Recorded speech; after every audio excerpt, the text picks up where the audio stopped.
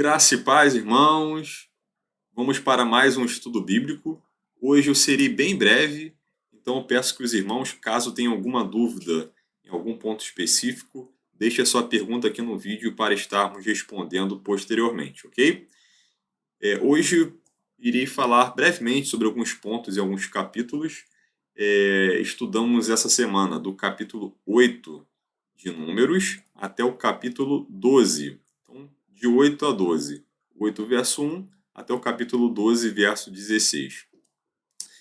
Logo aqui no capítulo 8 de Números, fala sobre as lâmpadas da menorá, que é candelabro de 7 braços, e a luz do candelabro deveria iluminar todo o ambiente ali de frente para a menorá. E esse capítulo 1 fala também sobre a idade do serviço na tenda do encontro. E é interessante que aqui no verso 24 vai falar que da idade de 25 anos para cima poderia entrarão para fazer o serviço na tenda da congregação, certo? E vai dizer que da idade de 50 anos estaria desobrigado de fazer o serviço, não precisaria mais servir na tenda do encontro, ou seja, seria uma aposentadoria, não precisaria mais servir. Mas esses que fizeram 50 anos, eles poderiam passar a ser orientadores, né? Então eles passavam a ser orientadores, ajudando aqueles que estavam oficiando na tenda do encontro. Agora, o interessante é que aqui diz, no verso 24, que seria da idade de 25 anos para cima. Aqui é lógico, estamos falando sobre os levitas, tribo de Levi, certo? O Senhor tomou os levitas como sendo os primogênitos do povo de Israel. Então, da idade de 25 anos para cima, poderia entrar para fazer o serviço. Mas o interessante é que nós lemos em Números, no capítulo 4, que da idade de 30 anos para cima, até os 50 anos, poderia entrar e fazer esse serviço, exercendo esse serviço na tenda da congregação. E aí? Há uma contradição? Aqui diz que seria 30 anos, e no capítulo 8 nós vimos que seria 25 anos. E aí? A questão é, com 25 anos, os levitas poderiam entrar na tenda do encontro e aprender o serviço. Mas eles eram observadores apenas. Após completarem 30 anos, eles passavam a servir de fato, oficialmente. Ok? Então, com 25 anos, eles poderiam entrar e eram observadores, iam observando como fazer cada coisa. E com 30 anos, eles iriam, de fato, serem oficiais, né? Passar a servir oficialmente.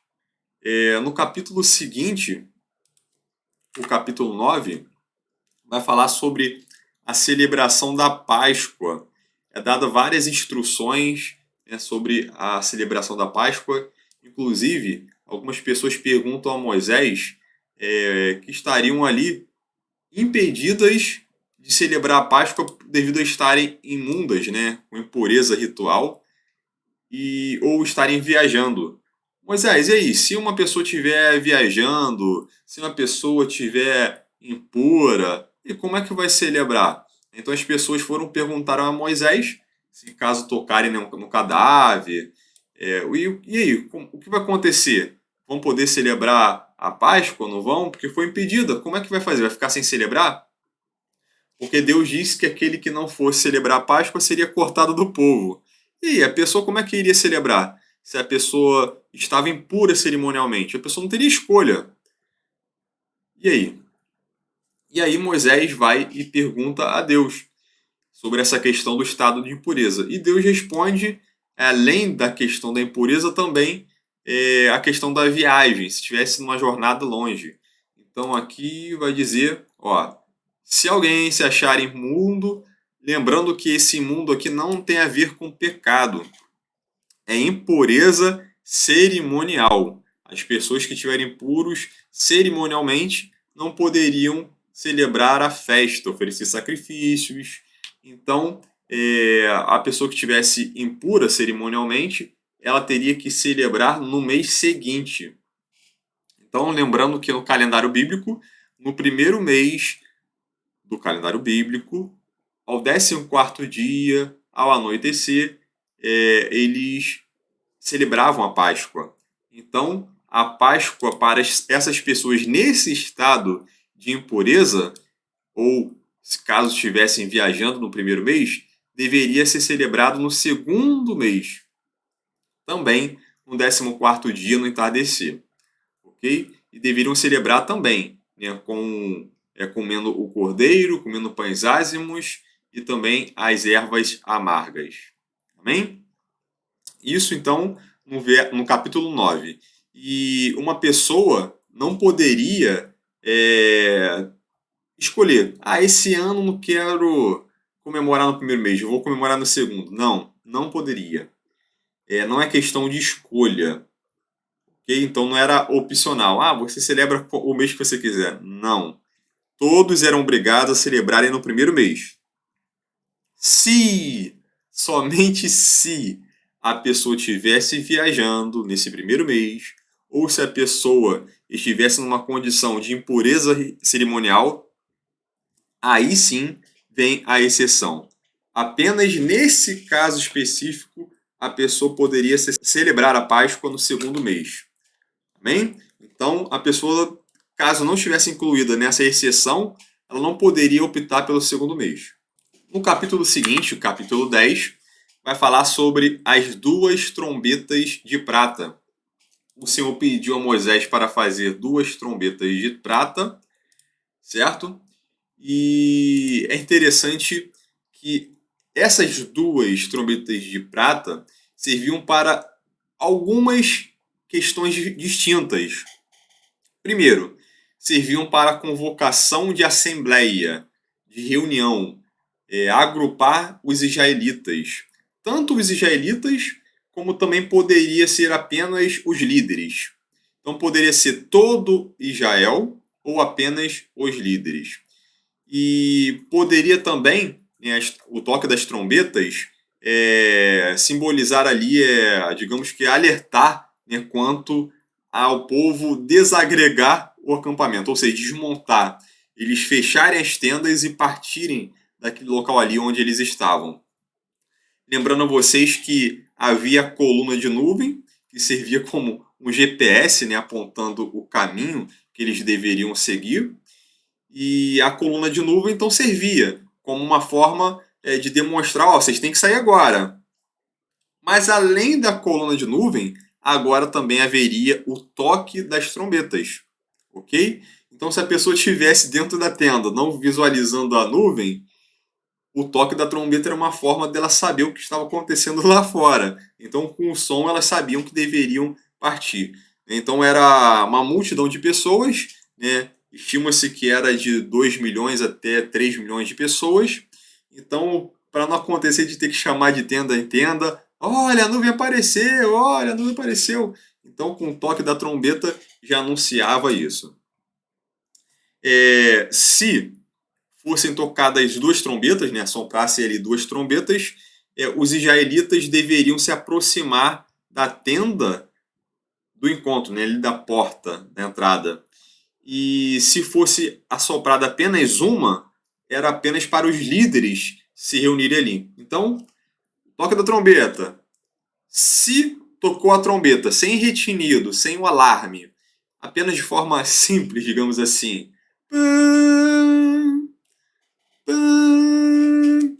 tá tocando lá a trombeta, tocou 2 trombetas, e aí o que deveria acontecer? Os israelitas deveriam se aproximar da porta do tabernáculo. Se eles ouvissem apenas uma trombeta tocando, apenas os líderes deveriam sair e encontrar se ali, né, na tenda do encontro. Agora, existia também um toque diferente, que era um toque para retirada, que era um toque que algumas versões da Bíblia vai dizer com retinido, era um alarme. A palavra em hebraica, né, quando se refere a esse texto, é teruá, que seriam toques curtos e agudos. Seria tipo assim, param, param, param, parararararam, param, param, param, param. Então era um toque bem curto e agudo, né? Como se fosse um alarme soando, e era para fazer com que o povo tomasse retirada, né? Anunciando que a nuvem, a coluna de nuvem estava se retirando dali. Eles deveriam prosseguir em viagem. As trombetas deveriam ser tocadas em diversas ocasiões. Quando eles iam à guerra também eram tocadas. Então, as trombetas deveriam ser tocadas quando iam à guerra, em algumas festas bíblicas, na lua nova, que é o início do mês. Há alguns relatos bíblicos de que as trombetas foram tocadas quando a arca foi movida, né? A arca ia ser movida para algum outro lugar. A trombeta também era tocada. Na consagração do Templo de Salomão, no lançamento dos alicerces do segundo templo, na consagração dos muros de Jerusalém e também em outras festividades. Bem, no capítulo seguinte, capítulo 11, e é esse, né, o foco maior do nosso estudo hoje, acontece uma reclamação dos israelitas. O povo começa a reclamar por não ter carne para comer. Apenas o maná. O povo começa a reclamar, só o maná. E aí, Moisés, ele vai e fala com o Senhor, e fala, Senhor, está difícil suportar o peso do povo. E o povo reclama, e a gente vê, né, Moisés falando com o Senhor.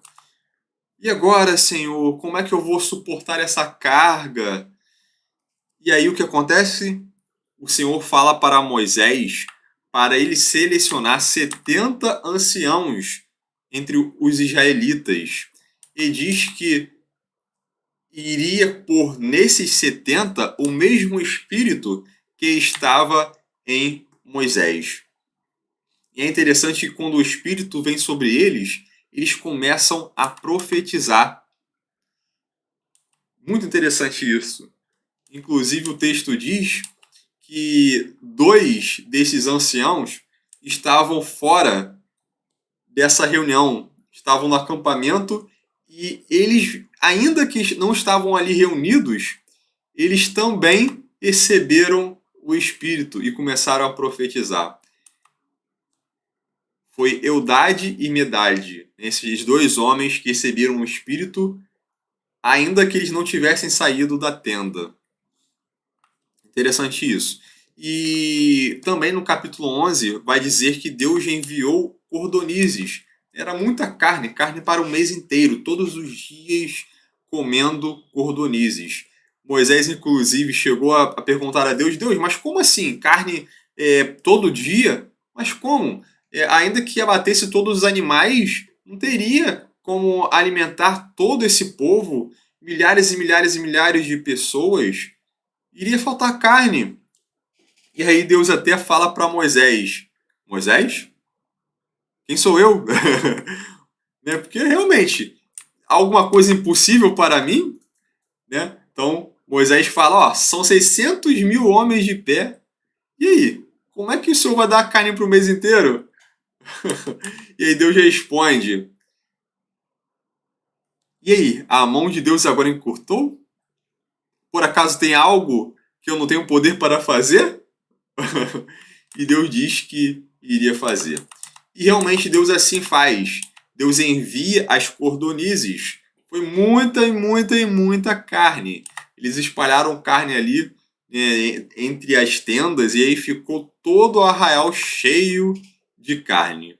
Mas, quando o povo ainda estava comendo a carne, antes mesmo de engolir, quando a carne ainda estava entre os dentes ali, aqueles homens que murmuraram anteriormente reclamando por não haver carne para comerem ali, veio uma praga sobre eles e eles morreram. Então todos esses homens que murmuraram por não haver carne para comer, antes mesmo de engolirem a carne, morreram. E o nome do lugar, né, em hebraico, é chamado de Kivrot Hataavá. É que em português traduziram como Kibrot Hataavá, que é bem parecido, né, com o termo em hebraico, Kivrot Hataavá, que significa, né, literalmente, em português, os túmulos da luxúria. Isso, né, recebeu esse nome porque eles desejaram, as pessoas foram dominadas pelo desejo de comer carne. Aí, de repente, alguns podem falar, só porque eles quiseram comer carne, eles morreram? Meus irmãos, os desejos da carne possuem ligação com as coisas espirituais. E qual é a ligação? A ligação é justamente de oposição. Nós estudamos isso na semana passada. Eu vou colocar aqui na descrição o link do último estudo. Estudamos sobre o fruto do Espírito. Você lembra? Fruto do Espírito, obras da carne. A carne luta contra o Espírito. Nós estudamos lá em Gálatas. Gálatas 5. No verso 17 vai falar: porque a carne luta contra o Espírito, e o Espírito contra a carne. Eles se opõem um ao outro, de modo que não conseguis fazer o que quereis. Então não foi por qualquer motivo. A luxúria carnal, o desejo da carne, é um sintoma da falta de espiritualidade na vida da pessoa. Aqui em Gálatas 5, né, vai falar sobre as obras da carne, sobre o fruto do Espírito. Inclusive, vai falar aqui sobre várias delas. E é interessante que quando fala sobre esse pecado do descontentamento, pecado da concupiscências, até interessante isso aqui em Gálatas 5, quando fala sobre concupiscências, esses desejos, né, da carne, a palavra grega usada é epifimeu, que é a mesma palavra grega que foi usada na Septuaginta, quando foi descrever a concupiscência desses que foram enterrados em Kivrut Hataavá. Então a mesma palavra usada na Septuaginta foi usada aqui em Gálatas, epifimeu, para concupiscências. A falta de espiritualidade, muitas das vezes, ela se manifesta com uma sensação de descontentamento. E isso precisamos observar em nossas vidas, principalmente quando acontece de uma forma generalizada, quando a pessoa começa a reclamar de tudo. Se você tem reclamado de tudo na vida, meu irmão, dá um stop, pare um pouquinho, reflita. Esses que morreram em Kivrut Hataavá foi devido a esse descontentamento generalizado. Estavam murmurando, reclamando de tudo. Quando você passa a reclamar de tudo na vida, isso é um problema. Você precisa dominar isso. Isso é uma inclinação para o mal. E a inclinação para o mal, essa forma de inquietação descontrolada, a pessoa nunca está satisfeita com nada, tudo é entediante, tudo é motivo para ela estar descontente. Isso é um grande problema. O descontentamento, muitas das vezes, leva a pessoa, inclusive, a vários tipos de pecados. Leva a pessoa a usar drogas, a relações sexuais ilícitas, a gula e diversas outras coisas. E muitas das vezes, quando a pessoa procura esse escape nas drogas, no sexo, gula e diversos outros tipos de pecados, Às vezes, ainda assim, ela não consegue aliviar o estresse. Ainda assim, ela continua transtornada, descontente, tudo é entediante. E aí a pessoa começa a culpar outros. Ela se torna vítima. Ah, eu sou vítima. E começa outros terem culpa dos seus próprios erros. Isso é um perigo. Por isso, não permita que você chegue a esse estágio. Não fique reclamando de tudo que acontece na vida. Nós precisamos ter shalom, ter paz. Precisamos pôr em prática a gratidão, agradecer por tudo de bom que acontece com nossas vidas. Tudo que acontece de bom conosco, você precisa agradecer. O contentamento, que é quando nós demonstramos a gratidão, isso agrada a vontade de Deus. Você agrada a Deus quando você agradece a Ele por tudo de bom que Ele te proporcionou. O descontentamento é uma forma de ingratidão. Quando uma pessoa chega nesse nível, ela vai começar a culpar outros, ela vai se negar a assumir a responsabilidade por seus atos ruins, ela se recusa e ela, infelizmente, ela começa a enganar a si mesma. Ela mente para si mesma. Ela começa a disfarçar o verdadeiro motivo da insatisfação do coração. E sabe qual é o verdadeiro motivo da insatisfação dela? É a falta de espiritualidade. A espiritualidade autêntica. Se essas pessoas no deserto estivessem cheias do Espírito Santo, elas não estariam murmurando, elas estariam agradecendo a Deus. Caramba, estamos num deserto, mas Deus nos proporcionou o maná. Olha que bênção! Essa é a espiritualidade autêntica. Você conseguir enxergar o que há de bom ao seu redor e agradecer, ser grato pelo que é bom. Mas aquele que não consegue enxergar o que é bom, ela começa a inventar outras razões para o mal-estar da alma.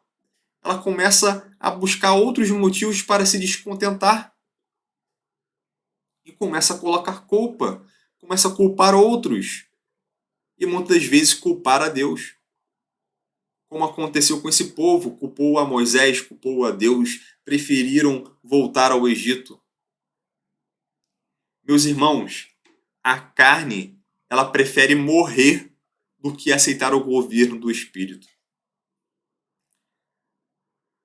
A carne luta contra o Espírito contra a carne.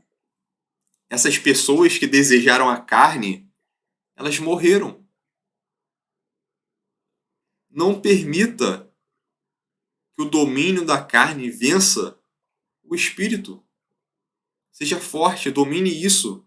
Alimente o Espírito. A luta contra a carne e o Espírito, a forma de sabermos quem vai vencer, se é a carne ou o Espírito, isso vai depender apenas de uma coisa.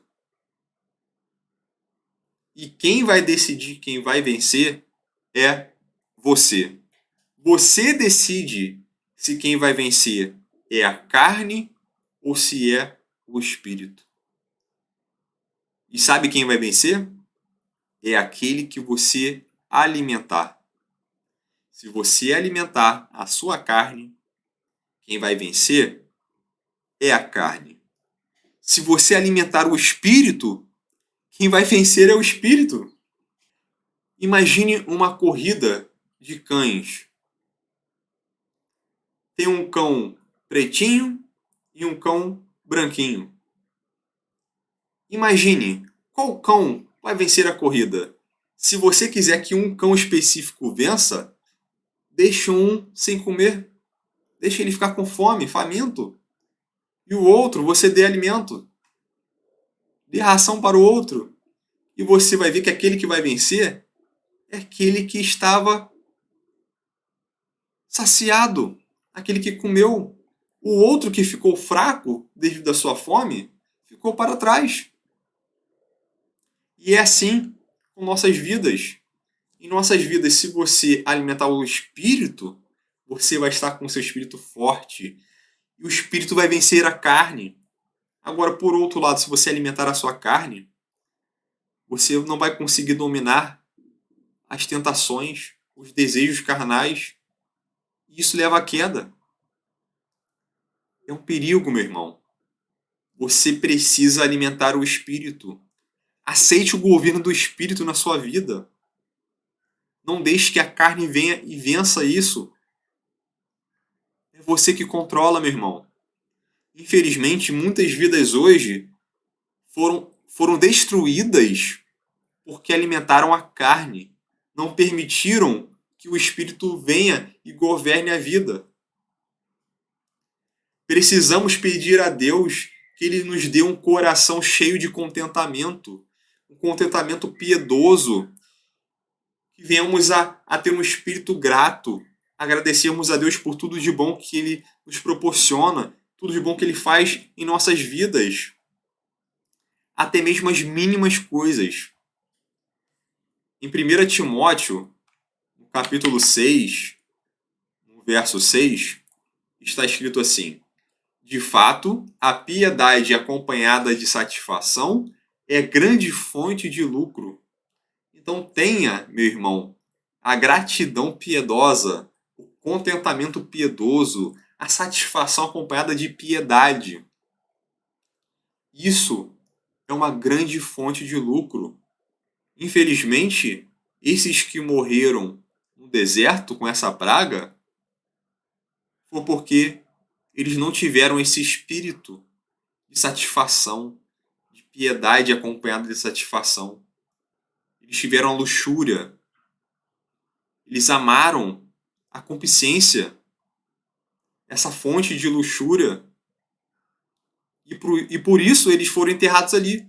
E foi chamado o lugar Kivrot Hatavá, os túmulos da luxúria.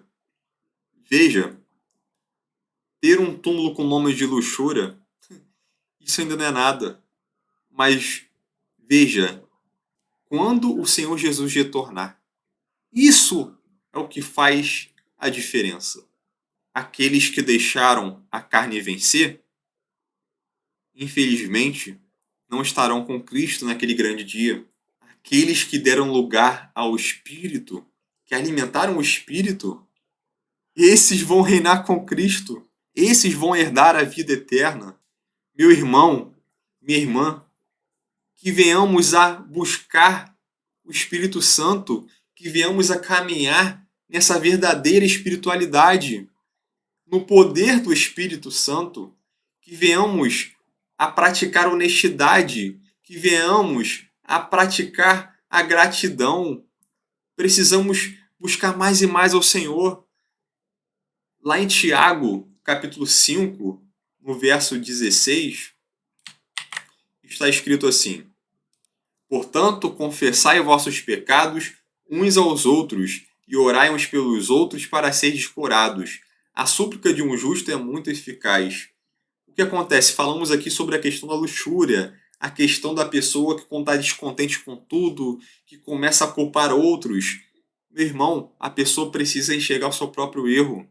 E quando você consegue descobrir, caramba, eu estou reclamando demais, caramba, não tenho sido grato, caramba, eu tenho errado e eu tenho buscado, através desses meus erros, coisas erradas, eu tenho pecado dessa forma ou de outra forma.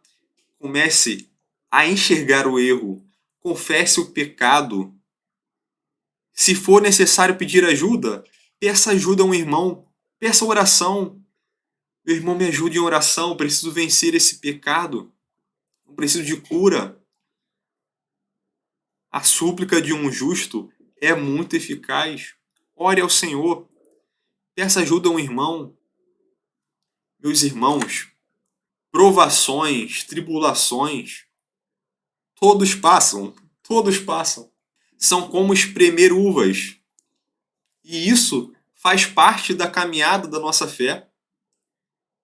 Mas nós fomos convidados a ir até o trono da graça. E nós encontraremos ajuda para as nossas vidas lá. Lá em Hebreus 4,16 está escrito assim: portanto, aproximemo-nos com confiança do trono da graça, para que recebamos misericórdia e encontremos graça, a fim de sermos socorridos no momento oportuno.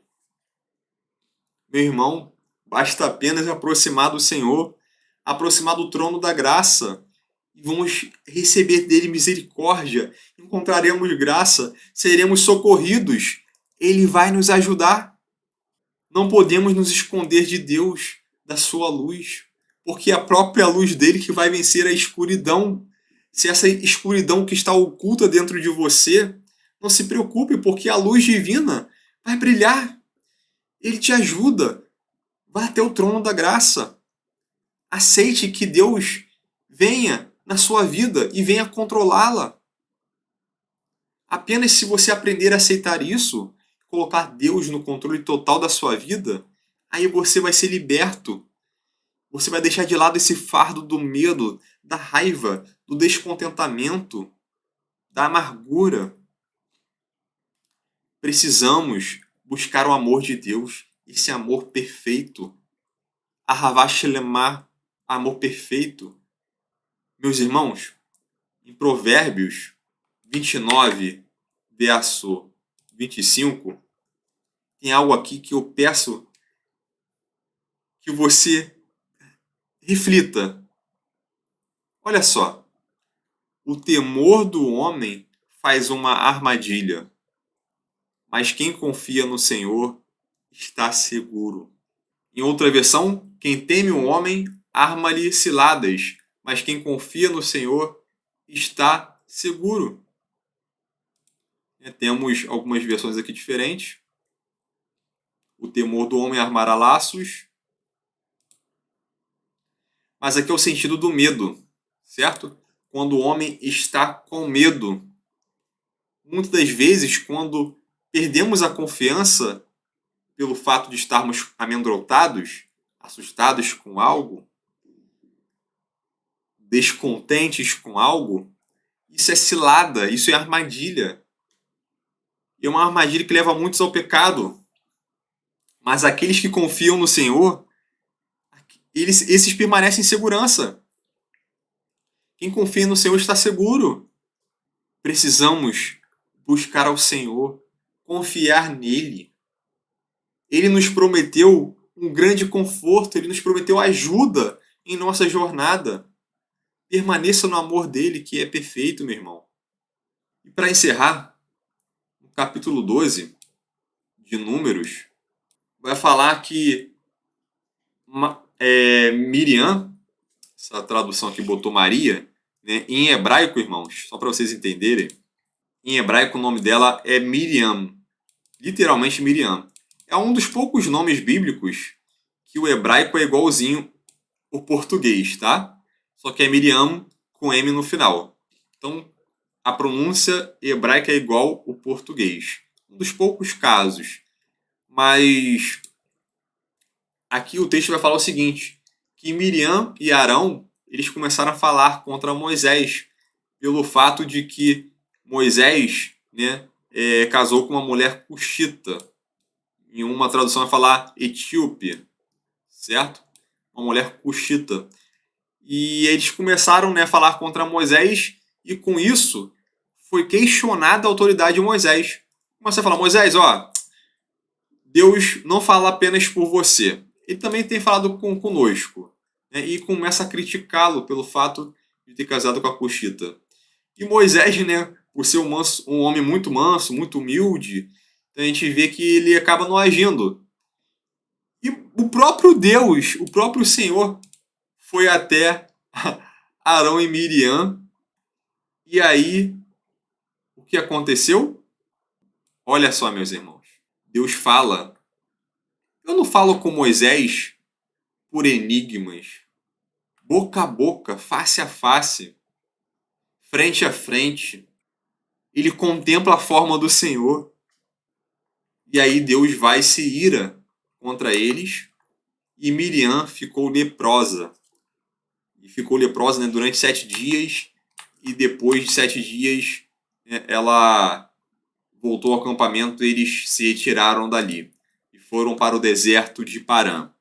Então, meus irmãos, estamos encerrando o nosso estudo. E caso você tenha tido alguma dúvida, escreva aqui nos comentários. Que Deus te abençoe grandemente.